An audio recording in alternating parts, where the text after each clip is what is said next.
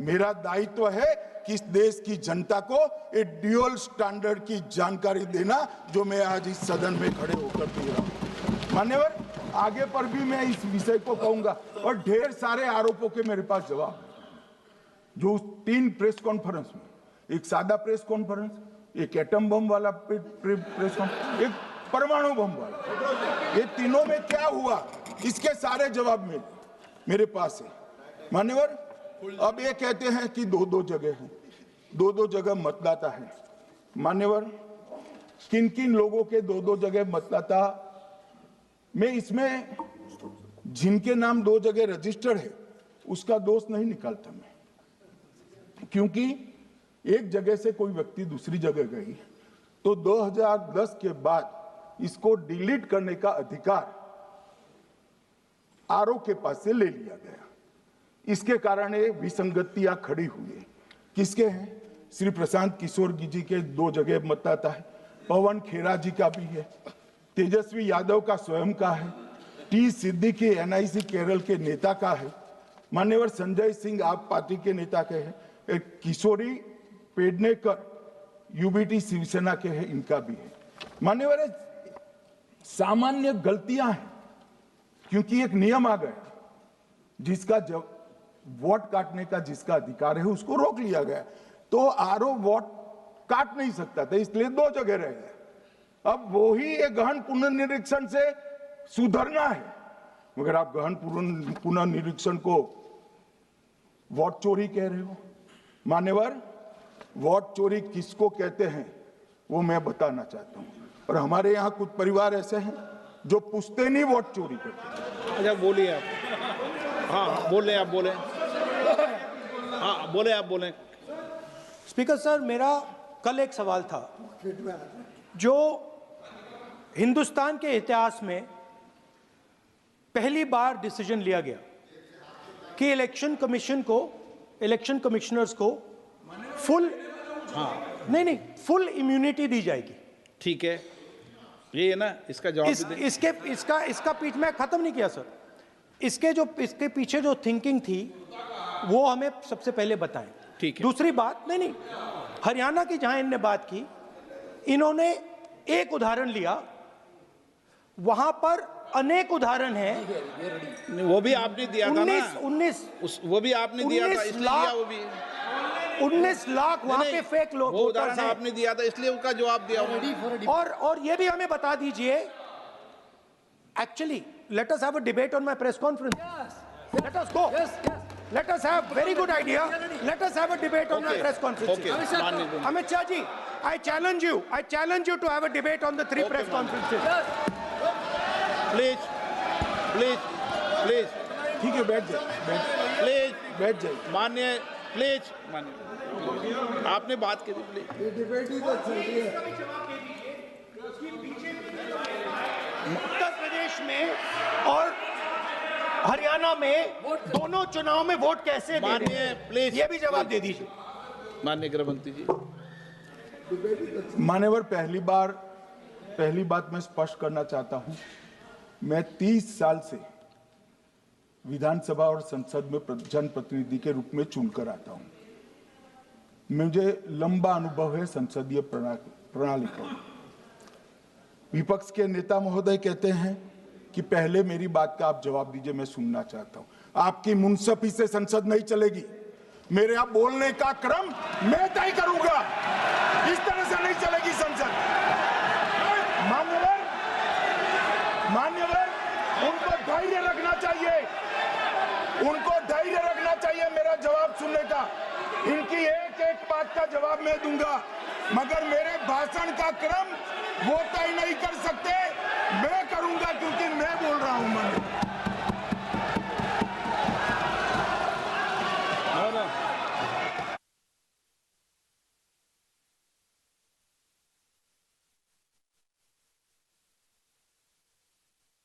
एक मिनट गृह मंत्री जी, एक मिनट गृह मंत्री, क्या गलत बोला उन्होंने यही बोला, आपने जो बात उठाई है मुझे कब बोलना है मैं तय करूंगा, यही बोला ना, उसमें क्यों उत्तेजित हो रहे हो आप? हाँ, आपके 2-2 मिनट में खड़े होने से थोड़ी जवाब देते रहेंगे। नो, माननीय गृह मंत्री, नहीं हो सकता। मैं आपको फिर मौका दूंगा, फिर मैं मौका दूंगा आपको, मौका दूंगा आपको। हाँ बोलिए, हाँ बोलिए सर, ये बोलिए। आपने अगर अमित शाह जी का रिस्पॉन्स देखा तो ये कंप्लीटली डिफेंसिव रिस्पॉन्स है, ये घबराया हुआ रिस्पॉन्स है, ये डरा हुआ रिस्पॉन्स है। अब सुनिए पूरी बात, प्लीज ये माननीय, नो सच्चा रिस्पॉन्स नहीं है। माननीय गृह मंत्री जी, मान्यवर आपके चेहरे पर बैठो मान्यवर आपके चेहरे पर चिंता की लकीरें मैं देख रहा हूं कि मैं क्या बोलूंगा। मैं उनके उकसावे में नहीं आऊंगा, मैं मेरे विषय पर बोलूंगा। मान्यवर, मैंने इतना ही कहा कि मैं मेरे भाषण का क्रम मैं तय करूंगा। मेरे भाषण का पहले क्या बोलना, बाद में क्या बोलना, मैं तय करूंगा। और मैं मानता हूं कि हर एक वक्ता का ये अधिकार है, उनका भी है, मेरा भी है।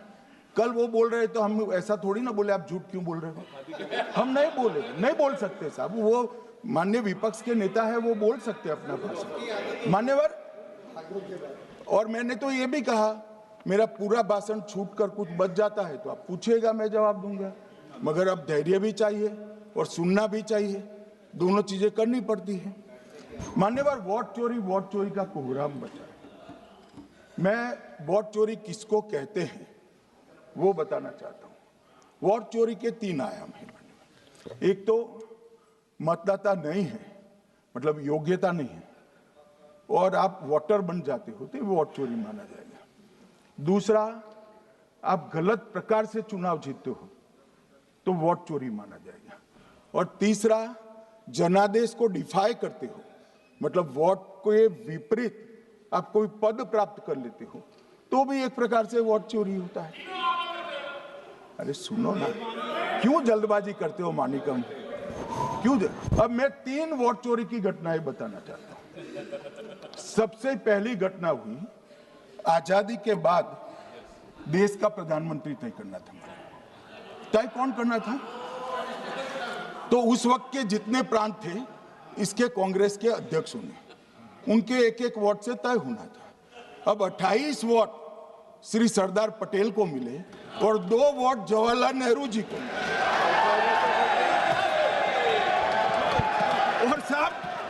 और साहब प्रधानमंत्री जवाहरलाल जी बने। मान्यवर, उनका आरोप है कि सरकार ने बनाया तो लोकतंत्र ने बनाया,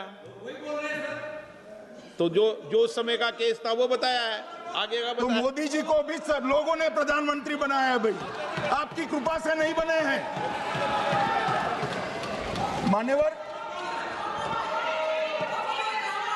मान्यवर, नो प्लीज सर, ऐसे माननीय तरीका ठीक नहीं है आपका, 2-2 मिनट में उठना। मान्यवर, विपक्ष के नेता ने कहा कि आपने चुनाव आयुक्तों को इम्यूनिटी दी। इनका आरोप सत्य नहीं है, मैं इसकी बात बाद में करता हूं। परंतु हमने तो चलो मानो चुनाव आयुक्त को इम्यूनिटी दी, श्रीमती गांधी ने तो अपने आप को इम्यूनिटी दी। और फिर जब ये संवैधानिक सुधार के वायरस चैलेंज हुए तो वो केस जीतने के लिए 2, 3 और 4 नंबर के सर्वोच्च न्यायालय के जज को बाईपास कर 4थे नंबर के जज को चीफ जस्टिस बनाया और वहां केस भी जीत लिया। और मान्यवर, ये तो इतिहास है, कौन जुटला सकता है? इनको कोई पढ़ाता नहीं है इतिहास, ये तो इतिहास है, सर्वोच्च अदालत और संसद के रिकॉर्ड में रखा हुआ इतिहास है। इसके खिलाफ लल्लन सिंह जैसे कितने लोग पूरा जीवन लड़े बिहार में, इमरजेंसी के खिलाफ जेल में गए, लाखों लोग गए। और तीसरी वोट चोरी कहना चाहता हूं, तीसरी वोट चोरी का प्रकार मैंने बताया था कि योग्यता नहीं है और मतदाता बन जाना। अभी एक वाद पहुंचा है, वाद मतलब डिस्प्यूट पहुंचा है दिल्ली की सिविल अदालत में। उसमें डिस्प्यूट ये है कि सोनिया गांधी जी इस देश की नागरिक बनने से पहले मतदाता बनाना।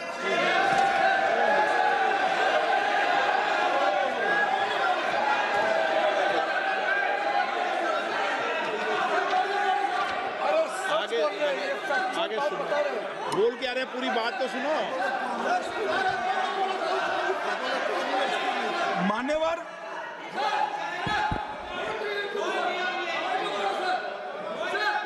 मान्यवर, मैंने इतना ही कहा है कि अदालत में केस चल रहा है जो फैक्चुअल है। अब जवाब तो उनको अदालत में देना है, सोनिया जी ने यहां क्यों दे रहे हैं? अदालत में जवाब देना है। मान्यवर, हम सबका साझा दायित्व है। हम भी विपक्ष में बैठे, हम चुनाव जितने जीते हैं इससे ज्यादा हारे हैं। हम लोगों का तो एक प्रकार से पौना जिंदगी ही विपक्ष में ही चला गया, चाहे राज्य हो या केंद्र हो। कई चुनाव हमारे, हमने चुनाव आयुक्त और चुनाव आयोग पर कभी आरोप नहीं लगाया। एक नया पैटर्न खड़ा हुआ, एक नया पैटर्न। मैं पूरा वाक्य नहीं बताना चाहता। श्रीमती ममता बनर्जी ने चुनाव आयोग पर आरोप लगाए, स्टालिन जी ने लगाए, बीडी सतीशन जी ने लगाए, श्री राहुल गांधी ने लगाए, मल्लिकार्जुन खड़गे जी ने लगाए, तेजस्वी यादव जी ने लगाए, अखिलेश यादव जी ने लगाए, वी शिवन कुट्टी ने लगाए, हेमंत सोरेन जी ने लगाए, भगवंत मान जी ने लगाए। अब पहले तो ऐसी परंपरा सिर्फ कांग्रेस पार्टी में थी, मगर संपर्क का दोष कहता होता है साहब, ये सारे इंडिया अलायंस वाले चुनाव आयोग के खिलाफ आए। मान्यवर, चुनाव आयोग एक तटस्थता से चुनाव कराने वाला संस्थान बनाया गया और इसकी मान्यता कोई पॉलिटिकल पार्टी ने नहीं दी। भाग और अनुच्छेदों के तहत हमारे संविधान ने दी और ये संवैधानिक प्रक्रिया है। इस संवैधानिक प्रक्रिया पर सवाल खड़े कर कर, अनर्गल आरोप कर कर आप पूरे चुनाव आयोग की एक प्रकार से पूरे दुनिया में इसकी छवि को धूमिल करने का काम कर रहे हैं। आपको लगता है कि आप सरकार की छवि धूमिल करें? ना जी, आप पूरी दुनिया में भारत के लोकतंत्र की छवि को धूमिल करें। मान्यवर, सरकार का तो इतना ही सवाल है, मान्यवर सरकार का तो इतना ही सवाल है कि भारत के मतदाता क्या सोचेंगे, मगर मतदाता का सोचने का सवाल नहीं है। मतदाता को तो मालूम है कि हमने तो वोट दिया है इसलिए चुनकर आए हैं, तो उसके मन में कोई डाउट नहीं है। ये वोट चोरी करते रहे, घुसपैठिया बचाओ यात्रा निकाली और बिहार में 2/3 बहुमत से हम जीते।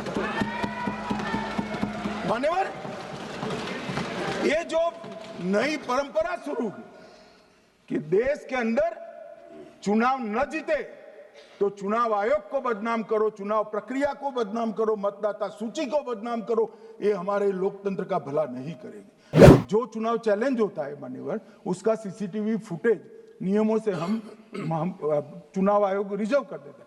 मान्यवर, ये प्रक्रिया कुछ पढ़ते नहीं। इसके बाद पॉलिटिकल एजेंटों को एक्सेस होनी चाहिए। पॉलिटिकल एजेंट भी मान्यवर हाईकोर्ट से इसको प्राप्त कर सकता है। अब करते कुछ नहीं, एक भी ना हाईकोर्ट में अर्जी करी, ना चुनाव आयोग में करी, और सीसीटीवी फुटेज का बहाना लेकर बोलने लगे। अब इतने लाखों बूथों का सीसीटीवी फुटेज हर नागरिक मांगने लगा कोई कारण के बगैर, तो किस प्रकार से चुनाव आयोग दे सकता है? किस प्रकार से दे सकता है? यहां हुआ क्या है, सब प्राप्त करना चाहते हैं वो प्रेस कॉन्फ्रेंस कर।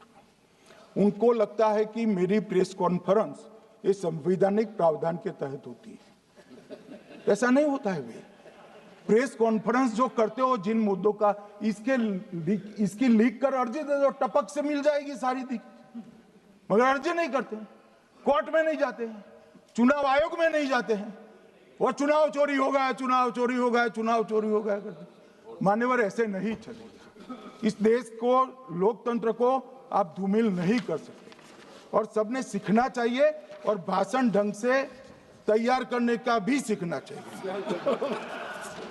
मान्यवर, एक मान्यवर, एक उन्होंने कहा सीईसी को 2003 में कानून बनाकर इम्यूनिटी दी है। मान्यवर, representation of the people act 1950 में ही ईसीआई के अधिकारियों को जो इम्यूनिटी प्राप्त है उससे जरा भी बढ़ोतरी नहीं करी। हमने सिर्फ रिप्रेजेंटेशन ऑफ 1951 के एक्ट को पुनरावृत्ति की है। मान्यवर, आरपीए एक्ट की धारा 32 और आरपीए एक्ट 51 के सुधार की धारा 146C कहती है कि चुनाव आयोग के कोई भी अधिकारी जिसमें इलेक्शन कमिश्नर आ जाते हैं, इस पर कोई मुकदमा चुनाव प्रक्रिया के लिए नहीं चल सकता। ये प्रावधान है मान्यवर, और वो प्रावधान को 23 के कानून में इसको भी हमने संरेखित किया है मान्यवर। इतने सारे वकीलों को राज्यसभा दे रखी है, भगवान जाने क्या करते हैं सर, अपने नेता को ब्रीफ भी नहीं करते। मान्यवर, ये वाक्य आप निकाल सकते हैं, ये वाक्य निकाल सकते हैं। मान्यवर,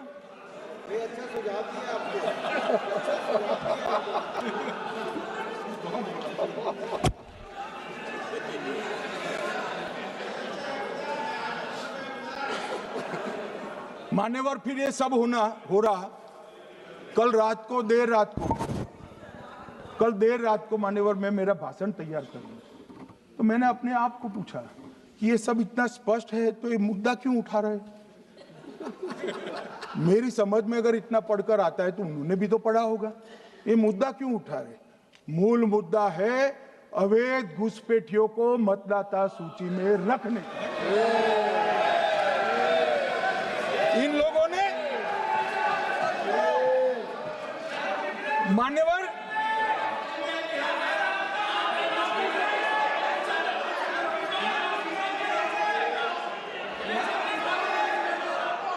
माननीय सदस्य, आपका भाषण भी सबने शांति से पूर्ण सुना है, आप भी सुनने की सामर्थ्य रखो। नहीं, आप सुनने की सामर्थ्य रखो। नो, प्लीज बैठिए, सुनो, पूरा भाषण सुनो। आप जब बोलते हैं तो इधर भी सुनते हैं, आप भी इधर भी बोलते हैं, इधर सुने। गृह मंत्री इलेक्शन रिफॉर्म के लिए बात बोलता सर।